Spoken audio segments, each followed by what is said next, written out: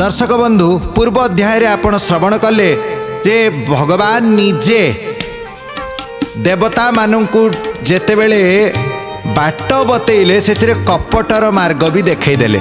अच्छा प्रभु यही समुद्र मंथन समय निजे भी कपट करिवे, कपट नारी वेश धारण करिवे, बारंबार देवता को साहाय्य करिवे, दैत्य मानू महाप्रभु त्याग करिदेवे, दैत्य मानू प्रभु बारंबार बारंबार दगा करिवे।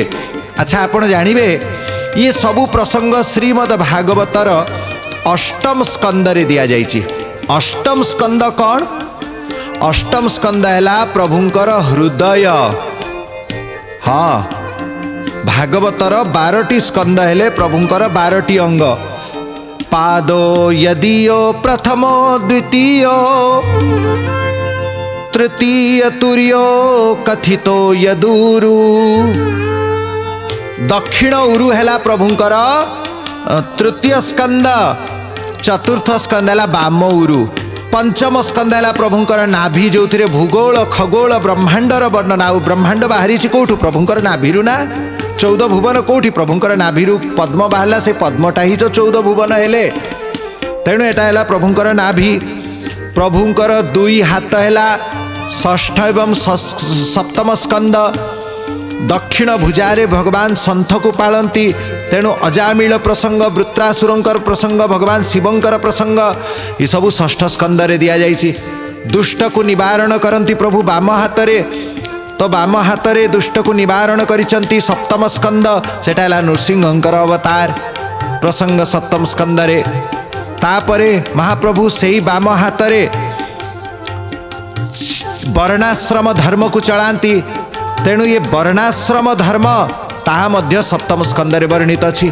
अष्टम स्कंद है प्रभुंकर हृदय। अष्टम स्कंद रे गजेंद्र प्रति करुणा प्रभु करिसंती। अष्टम स्कंद रे समुद्र मंथन करिसंती। समुद्र मंथन रे 8टी अवतार प्रभु आगु को धारण करिवे। देखिवे आपण समस्ते समुद्र मंथन समय रे 8 अवतार प्रभु धारण करिसंती।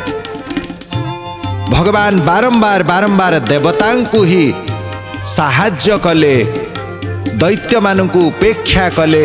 शेषकु जेतेबेले अमृत बाहरिला ताहा मध्य भगवान देवतांक भितरे बाटी देले, दैत्य मानकु ठकेई देले प्रभु। तेणु ठकामी भी प्रभु करती, किंतु कहा पाई? निज भक्त पाई। भगवान को हृदय रे छल भी अच्छी, कपट भी अच्छी। कपट कथा आपण गत अध्याय शुणिले, कपट करिबा बाट बतैले। छल भी अच्छी। छल कहा प्रति? न दैत्य मानक प्रति छल कले। आउ महाप्रभु कौन कले? चातुरी करिसंती। दैत्य मानक देवता को अलगा बसैले। आउ महाप्रभु को भितरे छद्म मध्य अच्छी। छद्म मोहिनी रूप धारण करी प्रभु आसिले। ये आमे तो सबले गुण कथा कहू। भगवान गुणर समुद्र, आउ महाप्रभु अवगुण रे मध्य किछि कम नुहंती, किंतु धर्मर रक्षा पाई जेहेतु से अवगुण को प्रभु देखाती। तेणु से अवगुण अवगुण न रही कि से महान गुण ही जाए, महत् गुण ही जाए। आसंतु ये सुंदर वार्ता को, सुंदर प्रसंग को श्रवण करिबा। भगवान कौन करिसंती?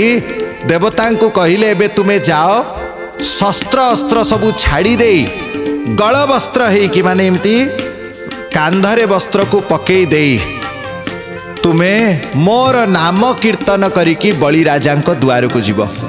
सेठू किछि देवता कहले प्रभु आमे एमती जेमिति अच्छु सेमिति गले कौन अड़ुआ? बोले सेमिति गले से तुमको छाड़िबे नाही। तुम्हें जदि राजा बेश है कि जदि वीर बेश है कि जीव, हाथ में अस्त्र शस्त्र धरी थिव, से अपेक्षा करिबा लोक नुहंती। देखिबा मात्र कि तुमको समाप्त करिदेबे। तुम्हें तो अमर भी है ना, अमृत भी तुम पाखरे नहीं, लक्ष्मीहीन भी हो जाइछ। लक्ष्मी कोठी अछंती जानिछ? समुद्र रे अछंती। तेणु तुम्हें जीव समुद्र मंथन करिब, समुद्र रु अमृत बाहरिब। ये अमृत को तुम्हें निजे धारण करिब, ग्रहण करिब। केमिति ग्रहण करिब?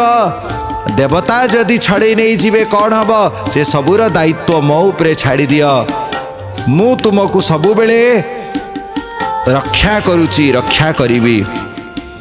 एबे गलबास है कि सात्विक भाव रे प्रभुंकर नाम कीर्तन करी करिकी समस्त देवता माने जाइकी पहुँचिले दैत्याधिपति श्री बलि राजा पाखरे विरोचन पुत्र महादानी बलि पाखरे पहुँचिले। बलि महाराज देखिले ए श्रीखोल करताल मृदंग धरिकी आसिचंती तामाने युद्ध भावरे नाहंती। बड़ चतुर थिले, बड़ धर्मात्मा बलि राजा कहले अरे समस्त अस्त्र शस्त्र छाड़ी दियो, देवता माने आम पाखु आसिचंती सात्विक भाव नहीं कि आमे भी जीवा सात्विक भाव नहीं कि तांको पाखकु निज सिंहासन ओल्हेई पड़िचंती। इंद्र को आलिंगन करिचंती, निज पाखरे बसैले, पचारिले जे जन्म जन्मर शत्रु से आज केमिति मित्र परि आसिचंती, ये सात्विक भाव नहीं केमिति आसिचंती। इंद्र कहिले हे बलि राजा शत्रुतारे लाभ नहीं, जदि आमे शत्रु हवा परस्पर को क्षय करिबा, आउ जदि आमे भाई भाई मिसिकी रहिबा त्रिभुवन को जय करिबा, आमे आमर शक्ति को परस्पर सह लड़ी लड़ी लड़ी लड़ी क्षय करी चलिलु, ना तुमे अधिक किछि पाई पारिल ना आमे किछि पाई पारिलु। उभय आडू केवल तुम पट लोक मल्ले केतेबेले केतेबेले आम पट लोक मल्ले, कहार लाभ है केवल दुख ही तो बढ़िला। एबे आमे भाई भाई गोटिए बापांकर संतान, एबे आमे मिसिकी रहिबा, मिसिकी उद्यम करिबा। जोठी संघ सेठी शक्ति, संघे शक्ति, जोठी आमे मिसी जीवा सांग मिसिकी जदि उद्यम करिबा ताहेले जो लाभ आमे पाइबा ताकू अधा अधा भाग करिबा। कहले अच्छा कौन चाहूच सांगरे मिसी कौन चाष करिबा? बोले नाई नाई मंथन करिबा। कौन मंथन करिबा? क्षीर समुद्र मंथन करिबा। कहले अरे की कथा कहूच, क्षीर मंथन हेले घृत बाहारे, तो कौन क्षीर समुद्र रु एते घृत बाहर करी कौन करिबा? बोले नहीं क्षीर समुद्र को मंथन हेले घृत बाहरिबा नहीं, घृत को दौथिबा कामधेनु गोमाता बाहरिबे, कल्प वृक्ष बाहरिबे, अमृत बाहरिबे, त्रिभुवनर लक्ष्मी जो लुचिकी रहिचंती समुद्र भितरे से पुनर्बार आविर्भाव हेबे। आउ अधिक कौन कहिबी, बड़ सुंदर सुंदर अप्सरा बाहरिबे, आउ ता सह आउरी मध्य दिव्य वस्तु सब बाहरिबे। आमे तो किछिटा केवल ऋषि मुनि मुखरु शुणीचु जे समुद्र को रत्नाकर बोला जाए, समुद्र भितरे 14टी रत्न रहिचंती, ये सबू रत्न आमे प्राप्त करिबा, अधा तुमर अधा आमर। दैत्य माने कहले आउ को रत्न सह आमर विशेष प्रयोजन नाही, आमको अप्सरा सबू देदब, आउ अमृत टिके देदब, अधा अमृत आमे पीबू आ बाकी सबू तुमे नहीं जाओ, आमर किसी दुख नहीं। दैत्य सेनापति कथा शुणिकी इंद्र बड़ प्रसन्न हेले। बलि राजा कहले देख कर्मण्येवाधिकारस्ते मा फलेषु कदाचन, कर्म करी चाल, तुमे आसीच आम पाखरे एटा तुम बुद्धि मते लागु नाही, किए तुमको बुद्धि देइछि? कहले भगवान नारायण। एक कथा शुणिकी बलि राजा आनंद रे नृत्य करने को लगिले। आहा धन्य धन्य, भगवान आमको मित्र रूप में स्वीकार करने तुमको पठेइचंती, तेणु पछे मो बेक कटि जाऊ। हे इंद्र तुमे सेई जे मो बापांकर बेक कटेइकी नेइकी जाइथिल, तुमे सेई जे जेतेबेले मोर पितामह प्रपितामह हिरण्यकश्यपुंकर वध करिले भगवान नृसिंह, से समय तुमे पुष्प वर्षा करिथिल, मु जानिछि से अन्याय करिथिले, अथच तथापि तुमे पुष्प वर्षा करुथिल, तापरे मो बापांकु मध्य तुमे ठकेई तांकर मस्तक काटी नहीं गल, तथापि प्रभुंकर आज्ञा को शिरोधार्य करिकी मु तुमर मित्रता को स्वीकार करुछि। कुह कौ दिन समुद्र मंथन करिबा? इंद्रादि समस्त देवता माने एकत्रित हेले, कहले ठीक अछि, सर्वप्रथम संसारर जेते सबु औषधीय रहिचंती, जेते सबु गुल्म लता घास ये सबू क्षीर समुद्र रे पकेइबाकू हबो। तेणु पाखर 7 द्वीपरु औषधि सबु कौन एमती बेल तुलसी अपराजिता नागकेशर ये सबू प्रकार औषधि वृक्ष लता सबू आनीचंती। अमर पोई जेमती गोटे लता, मालती गोटे लता, रंगिणी गोटे लता, एमिति नागचंपा गोटे लता एमिति विभिन्न विभिन्न प्रकार लता सब आनिचंती क्षीर समुद्र रे पकेइले संपूर्ण क्षीर समुद्र वृक्ष लतारे परिपूर्ण हो गला। दर्शक बंधु एठी गोटे सुंदर वार्ता आमको मिलूची अमृत बाहरला ना क्षीर समुद्र रु तेणु क्षीर समुद्र एका जे केवल सेथिगिरु ही क्षीर समुद्र रु ही अमृत बाहरे ताहा नुहे। एठी भागवत रे वर्णित अछि जे समस्त लता औषधि वृक्ष घास कुटा छण ये सबूतक ता भितरे पकागला एवं तापरे मंथन हैला। आउ कौन करिसंती कौनसी मंथन पाई लोक माने दरकार दुई दल ही गले गोटे देव दल और गोटे दैत्य दल। तापरे गोटे मथानी बाड़ी दरकार जो बाड़ी को धरिकी मंथन करा जाए। तेणु मथानी बाड़ी काहाकू करिबा क्षीर समुद्र एते विस्तृत केते लक्ष योजनर विस्तार से क्षीर समुद्र ताकू जेतेबेले मंथन बई को तो साधारण कौनसी काठरे ही परिबो नहीं ताकू मंथन करिबा पाई सुमेरु पर्वत को ही आनिबार प्रस्ताव पड़िला। सुमेरु पर्वत अणा जाइछि समस्त देवता दैत्य माने गले बड़ बड़ दर्परे जाइछंती। दैत्य मानकर बल कौन वर्णना करिबा देवता माने भी कम नुहंती समस्ते जाइछंती एकत्रित होइकी जाइछंती एवं सुमेरु पर्वत को टेकिले समस्ते मिसिकी टेकिले उठीगला सुमेरु पर्वत किंतु टेकिबा परे गोटे दुई पाद भी चाली पारिले नाही। से सुमेरु पर्वत ओलटी पड़िला समस्त देवता दैत्य मानक उपरे।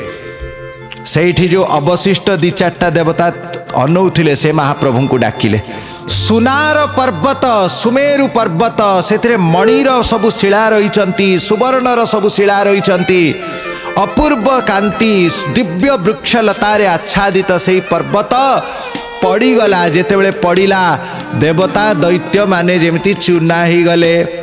भगवान को स्मरण करिसंती जेतेबेले विपद रे प्रभु को स्मरण करिब प्रभु निश्चित आसीबे। समस्त देवता माने भगवान को स्मरण कले जो मानकर हाड़ गोड़ भांगी जाइथिला जो माने मरणासन्न हो जाइथिले एवं जो माने मरीगले ये समस्त देवता किए प्रत्यक्ष रे किए मरिबा परे आत्मा रूप रे महाप्रभु को डाकिले प्रभु आपणकर आज्ञा आमे पालन करूथिलु आमर तो यही दशा हैला प्रभु त्राही त्राही त्राही। भगवान सेठी अवतार नैचंती चाक्षुष मनवंतर महाप्रभु समुद्र मंथन करिबा पाई अजित नामक अवतार ग्रहण करिसंती। दर्शक बंधु ये मनवंतर कौन 71टा चतुर्युग बीतिले गोटे मनवंतर ही थाए। ब्रह्मांकर गोटे दिन जहाँ कल्प बोला जाए से कल्परे 1000टी चतुर्युगी हुअंती ता भितरु 71 चतुर्युगी को मिसई देकी गोटे गोटे मनवंतर हुए। तामाने ब्रह्मांकर गोटे दिन भितरे 14टी मनवंतर हुए।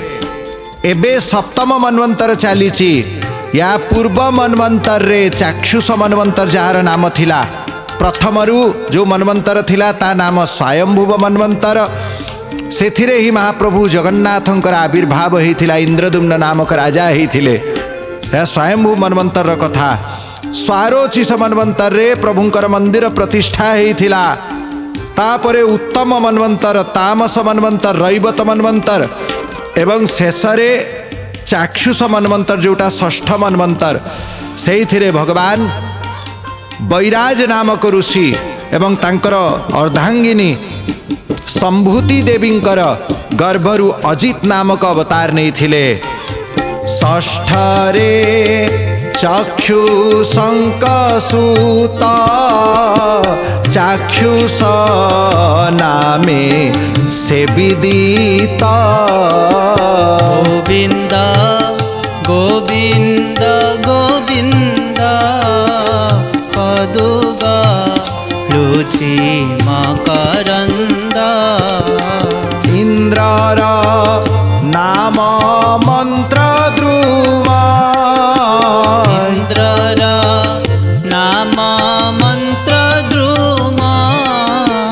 आप्यादि देवगण नाम आप्यादि गण देव नाम। कहले इंद्रंकर नाम मंत्र द्रुम यही जो मनमंतर जो 14टा ये 14टा मनमंतर रे 14 थरे इंद्रंकर जन्म मृत्यु हो सारे मैंने ब्रह्मांकर गोटे दिन में 14 थरे इंद्र परिवर्तन हुअंती तेणु एथरे जो इंद्र अच्छंती यांकर नाम मंत्र द्रुम एवं एठी देवता माने किए अच्छंती मुख्य देवता अच्छंती आप्य एमिति अनेक देवतांकर एठी सभा रही एवं सेथिरे सप्त ऋषि मध्य परिवर्तन हो जाती हविष्मान आदि सप्त ऋषि एठी बीरक आदि सप्त ऋषि सेठी ऋषि सभा को मंडित करती एथि बैराज नामक ऋषिंकर संभूति नामक पत्नींकर गर्भरु भगवान अजित नाम रे अवतार नहीं अजित नामे भगवान बैराज ऋषिर नंदन अजित रूपे भगवान वैराज ऋषि अनंदन जे रूपे समुद्र मंथिले रूपे समुद्र मंथिले सुरगणंकु सुधा देले सुरगणंकु सुधा देले मंदर गिरी खुआ करी मंदर गिरी थुआ करी कूर्म स्वरूपे ताहा धरी कूर्म स्वरूपे ताहा धरी। बोलो सच्चिदानंद भगवान की जय। भगवान अजित बैराज नंदन चतुर्भुज नारायण सेठी प्रगट हो गले गरुड़ उपरे आसिकी भगवान विराजमान होइचंती तेणु गरुड़ जी सह प्रभु आसिले कौन करिले ना निजर गोटिए हाथरे ही मंदराचल पर्वत को नेले एवं गरुड़ उपरे थोईदेले तापरे जो देवता एवं दैत्यता तले दबी जाइथिले भगवान निजर अमृतमय दृष्टि रे समस्त देवता को पुनर्बार जीवित कले किंतु जो दैत्य सरीगले से सरीगले तांको आउ जीवित कले नहीं। अरे भल कथा जे सांगरे सिना आनी थिले सांगरे नहीं कि उठे थिले प्रभु तुम्हें तो आज्ञा देइथिल तापर बंचेवा कथा उभय को ना ना भगवान केवल देवता को बंचेले किंतु दैत्य मानक सेठी बंचेले नहीं से माने जेमती कि सेमती भंगा है कि किए मरीगले किए भंगा है कि रहिले भगवान दैत्य मानक छाड़ी दे देवता को बंचई देले देवता माने उठिकी पळै आछंती प्रभु आनिले एही मंदराचल पर्वत को नेकी प्रभु रखी देइचंती समुद्र मझिरे क्षीर समुद्र मझिरे रखिबा मात्र के पानी बहु उच्च को उठीगला कारण मंदराचल पर्वत साधारण पर्वत तो नुहे ना 1,00,000 योजन तार उच्चता मंदराचल पर्वत को जेमिति थोइले सेठी भूमि तार भार को सही पारिले नाही। समुद्र मंथनर पूर्व प्रस्तुतिर प्रसंग आपण श्रवण करुचंती भगवान कौन कले ना आणिकी ताकू समुद्र मझिरे रखी देइचंती ये मंदराचल पर्वत को आणिकी प्रभु जेतेबेले रखिले से समय रे प्रभुंकर अपूर्व स्वरूप देखा जाऊ थाए जेमिति सुंदर प्रभु सेमिति सुंदर ये मंदराचल पर्वत जेतेबेले महाप्रभु अजित नारायण मंदराचल पर्वत को आणिकी समुद्र मझिरे रखीदेले समुद्रर उत्ताल तरंग बहु ऊपर को उठीगला केते साही केते बस्ती समुद्र कूଳରେ थिले से सबू बुड़ी गले सबू पशु माने कलबल है कि समुद्र जीव माने कलबल है कि ऊपर को उठी आसिले बड़ बड़ सबू मगर बड़ बड़ सबू माछ सबू सेठी देखा जिबाकू लागिले से समय रे मंदराचल पर्वतर जो असीम भार ताकू पृथ्वी सही पारिले नाही मंदराचल पर्वत धसैकी पृथ्वी को जेमिति दुई फाळ करिदेकी सते जाई पाताल रे पशिजीव एमिति परिस्थिति उठिला। धसिबाकू लागिला पृथ्वी त्राही त्राही डाकिचंती। देवता माने परिस्थिति देखिकी पुणी हतोत्साह हेई पड़िले। ताम तथाम भग्न मनसो भग्न बाहुरुकंधरान विज्ञाय भगवास्तत्र बभूव गरुड़ध्वज। भगवान गरुड़ध्वज हतोत्साह देवता मानंकु दैत्य मानंकु देखिकी कृपा करिचंती।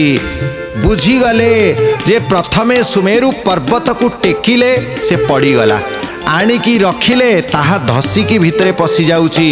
कौन अड़ुआ हेइची, कौन अड़ुआ? कौनसी मंगल कार्य करिबा समय रे सर्वप्रथम गुरुदेवंकु एवं गणेशंकु प्रणाम करा जाए। भगवान जानी गले अति उत्साह रे देवता माने मते तो स्मरण कले किंतु गुरुंकु गणेशंकु स्मरण करि पारिले नाही। सेहिति पाई बारंबार तांकर कार्य रे विघ्न आसुची। विलोक्य विघ्नेश विधिम तदेश्वरो दुरंत वीर्यो वितथा विसंधि कृत्वा वपु काच्छपमद्भुतं महत् प्रविश्यतोयम गिरिमुज्जहार। विघ्नेश विधि विघ्नेश विघ्नेश किए अछंती भगवान गणेश। देवता माने ना तो गुरुदेव बृहस्पति को प्रणाम करिसंती, ना वशिष्ठ आदि ऋषि को प्रणाम करिसंती, ना गणेश जी महाराज को प्रणाम कले। दर्शक बंधु, आमे माने पिला को पाठ पढ़ाऊँ।